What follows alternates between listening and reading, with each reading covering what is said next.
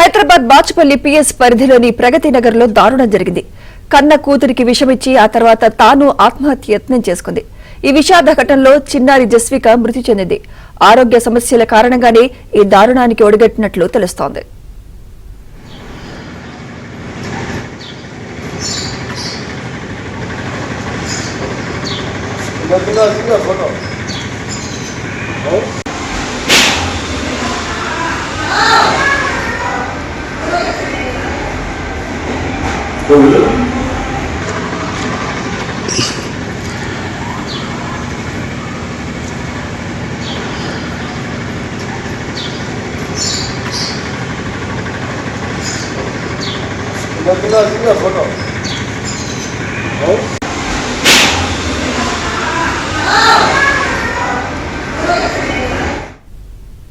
Hyderabad Bachupally PS పరిధిలోని ప్రగతి నగర్ లో దారుణం జరిగింది. కన్న కూతురికి విషమిచ్చి ఆ తర్వాత తాను ఆత్మహత్య యత్నం చేసుకుంది. ఈ విషాద ఘటనలో చిన్నారి జస్విక మృతి చెందింది. ఆరోగ్య సమస్యల కారణంగానే ఈ దారుణానికి ఒడిగట్టినట్లు తెలుస్తోంది. ఇదే అంశంపై మరింత సమాచారం మా క్రైమ్ కరెస్పాండెంట్ శశి అందిస్తారు. శశి, అసలు ఎగ్జాక్ట్ గా ఏం జరిగింది? బంధువులు ఏమంటున్నారు శశి? అసలు బాచుపల్లి పోలీస్ స్టేషన్ పరిధిలోనే ప్రగతి నగర్ లో ఈ దారుణం చోటు చేసుకుంది.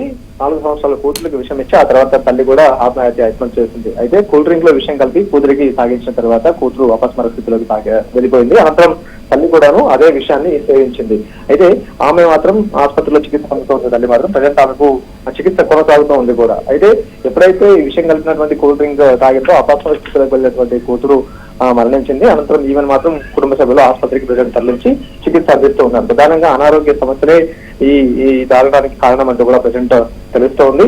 అయితే ఇద్దరు కూడా అనారోగ్య సమస్యలతో బాధపడుతున్నట్టుగా ప్రజెంట్ అందుతున్నటువంటి సమాచారం. సో ఈ అనారోగ్య సమస్యల గురించి తీవ్రమైనటువంటి మానసిక ఇబ్బందులతో బాధపడుతున్నటువంటి తల్లి ఈ దారుణానికి ఒడిగట్టినట్టుగా కూడా తెలుస్తుంది. అయితే కుటుంబ సభ్యుల నుంచి పోలీసులు సైతం వివరాలు సేకరించేటటువంటి ప్రయత్నం చేస్తూ ఉన్నారు. ఇప్పటికీ ఇదే అంశం మీద కేసు నమోదు చేసి దర్యాప్తు చేస్తూ ఉన్నారు. ప్రాణం తీసుకోవాల్సినంత అనారోగ్య సమస్య వచ్చింది శశి, ఏమంటున్నారు అసలు బంధువులు?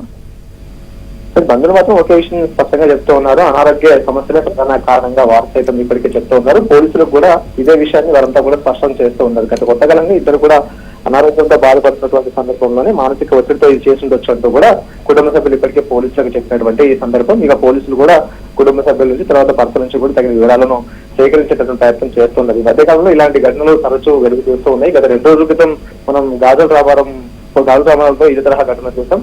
తల్లి ఇద్దరు కుమారులను కూడా అత్యంత పాశవికంగా హతమార్చి అనంతరం తాను కూడా బిల్డింగ్ పై నుంచి దూకి ఆత్మహత్య చేసుకుంది. ఈ ఘటనలో మానసిక ఒత్తిడే ప్రధాన కారణంగా కూడా తెలుస్తుంది. ఈ 2 అంశాల్లో కూడాను అనారోగ్య సమస్యలతోనే మానసిక ఒత్తిడి కూడా ఇదంతా చేసినట్టుగానే తెలుస్తోంది.